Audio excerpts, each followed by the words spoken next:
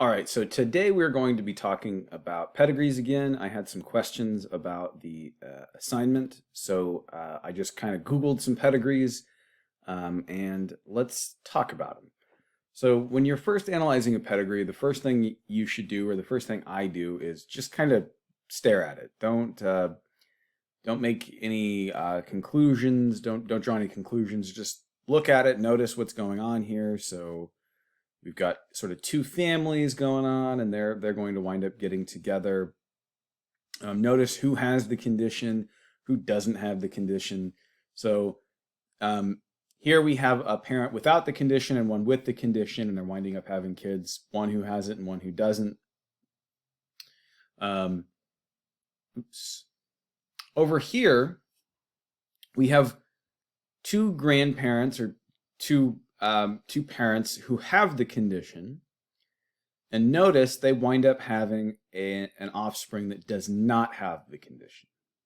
So that tells me immediately, and I'll tell you why, but that tells me immediately that this is a dominant condition. This is a dominant trait. So here's why I think it's a dominant condition. So if this were a recessive condition, what would the genotype of individual 1 and 2 have to be? Well, if it was recessive, they would have to be, and we'll just use T's because they're easy to differentiate, capital and lowercase. But if these were recessive, they would both have this genotype, right? And so if we crossed them, all of their offspring would be homozygous recessive.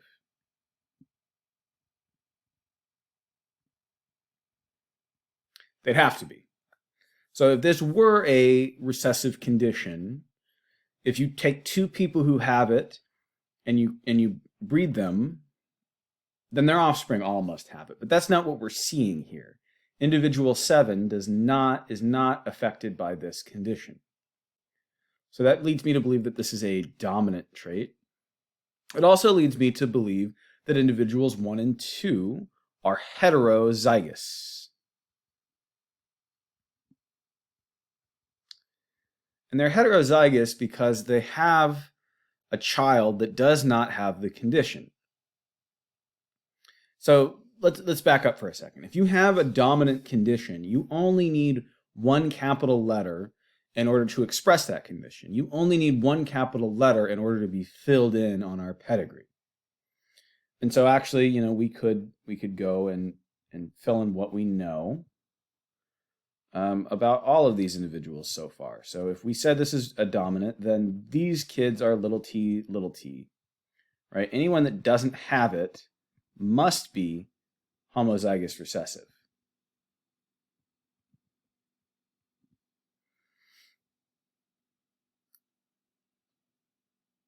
So this is kind of what we know so far. Let's do a little bit more thinking. So individual 4 here has one big T. Do we know anything about their other allele? Well, if we look at their offspring, we'll see that they have an offspring that does not have the condition, and they have a spouse that does not have the condition, but we know that they must have another little t. The reason we know that is because their daughter, individual 8, has a little t and a little t. She got one of those little t's from her mom, but she has to get the second little t from her dad. Let's look at her brother, individual 9. This person has the condition, meaning they have one big T at least. But what's their other allele? Well, let's look at their mom. Their mom is little t, and so we know, let's draw the Punnett square for individual 9. Draw it over here. Mom over here. Dad over here. Make it an actual square this time. So big T, little t, little t, little t, big T, little t, little t, little t. So individual 9 is not this one or this one. We know that because they're expressing the trait. They do have the condition. So individual 9 has to be one of these two.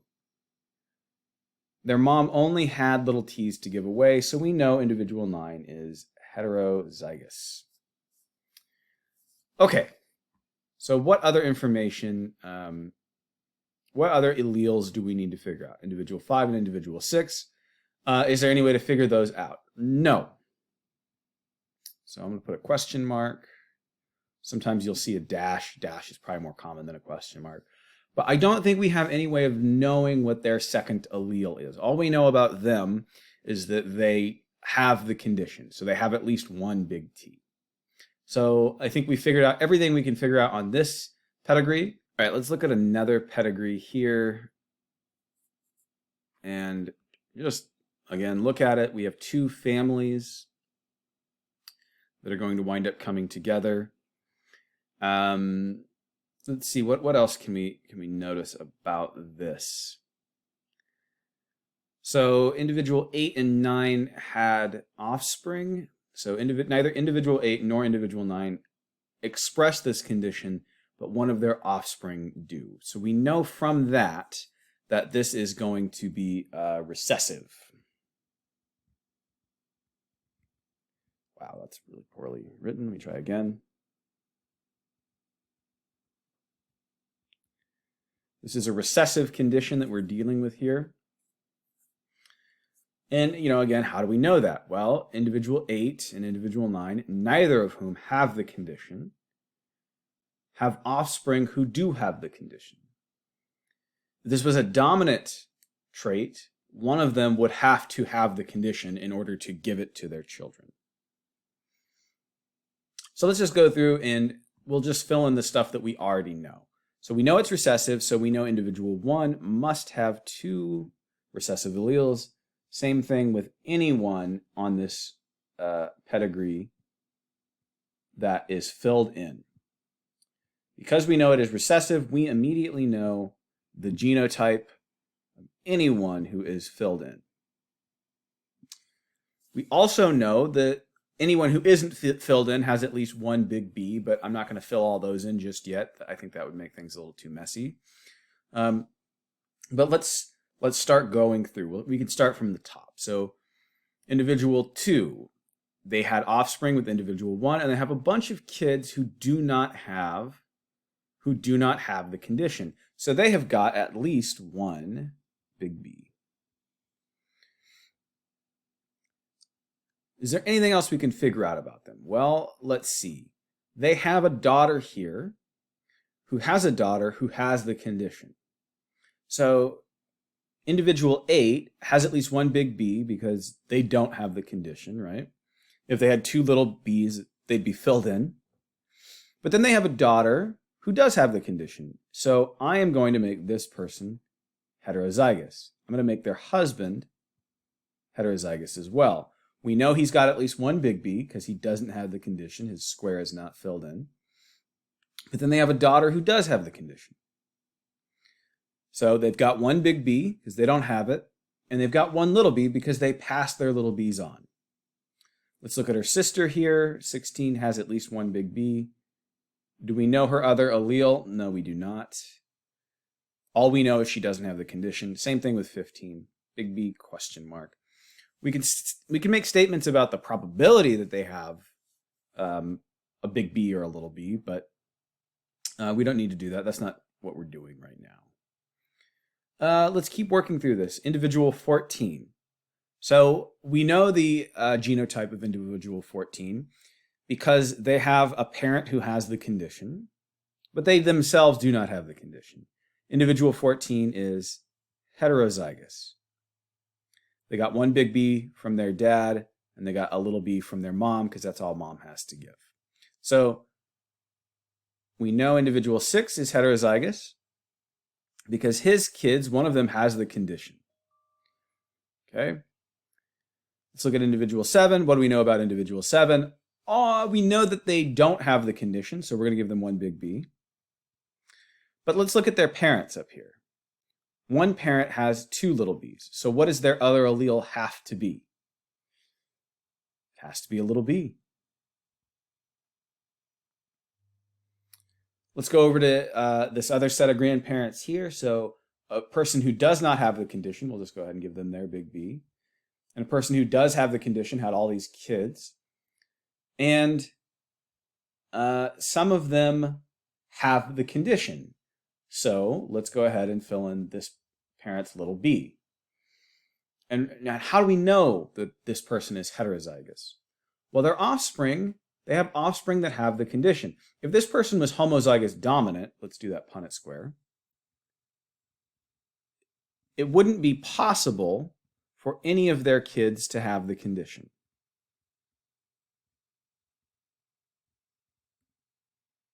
Right? A homozygous dominant person has no offspring that have the condition. It is not possible. All right, let's look at individual 12 over here, this couple's daughter. Individual 12 does not have the condition, so I'm going to go ahead and give them a big B. They have at least one. And what's their other allele? Well, their other allele must be little b, because their mom only has little b's to give them. So we'll go ahead and put that little b here. And I believe this is all we can figure out about this particular pedigree. I could ask you a question like, let's say individual 19 has some kids, or we'll just say they have a daughter. What is the probability he meets somebody that does not have the condition? What is the probability that their daughter would have the condition?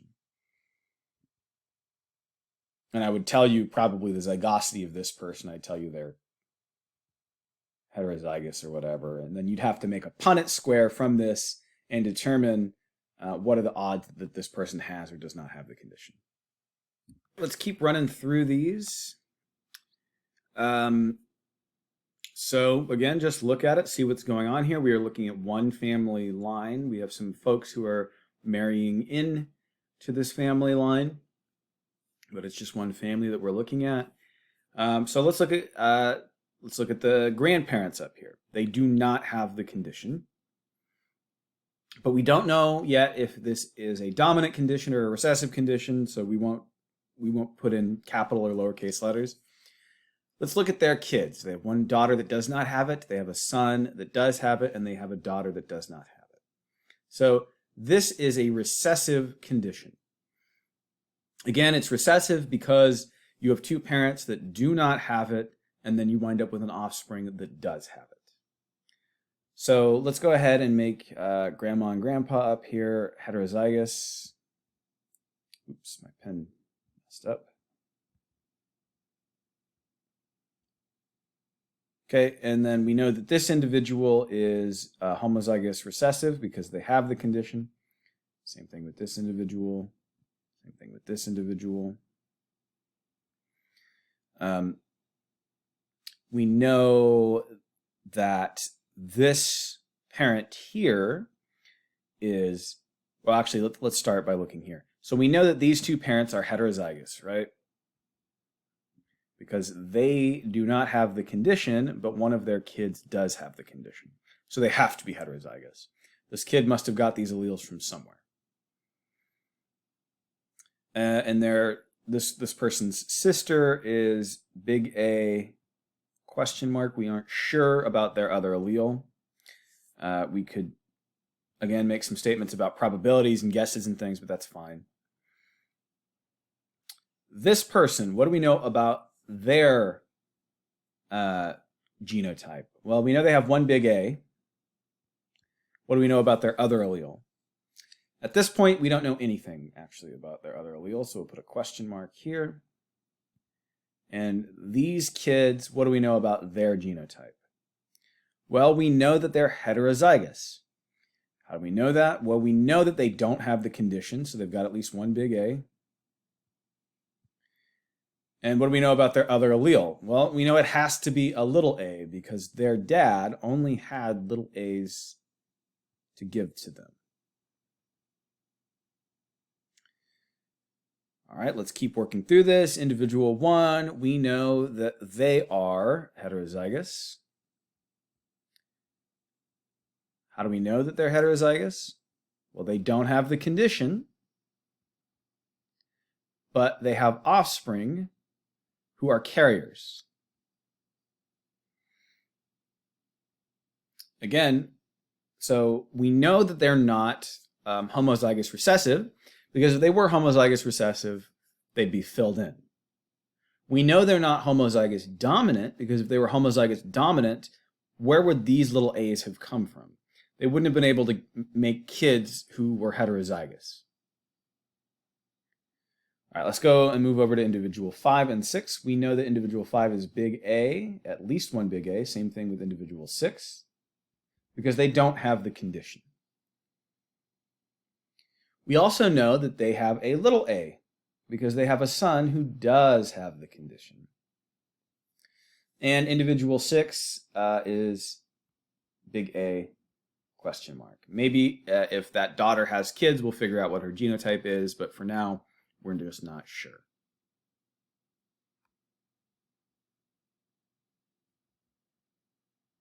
So here I have told you that this is an X-linked recessive condition.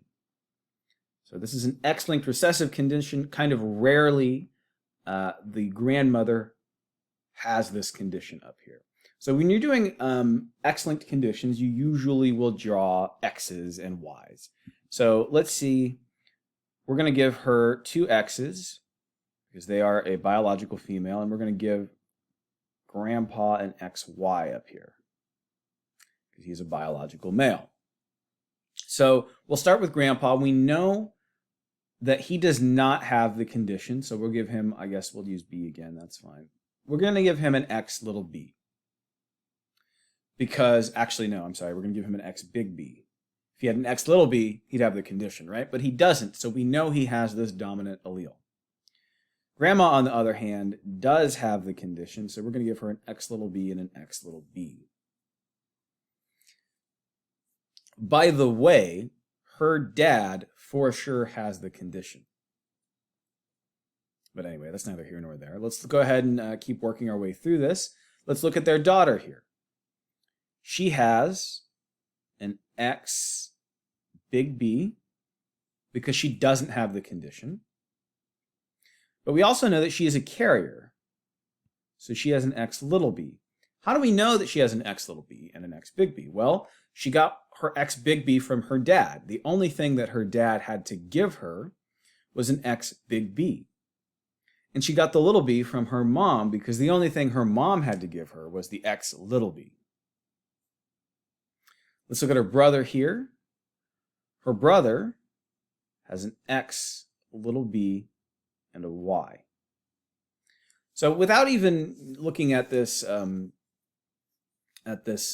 pedigree, you could have told me, or I could have told you, I guess, that this brother was going to wind up having the condition. Any male that these 2 offspring have is going to have the condition. Any son they have will have the condition every single time. Because mom only has little b's to give away. And if they have a son, the big B from their dad never came into play. They only had a Y. So let's fill in the same thing for the brother here. Wow.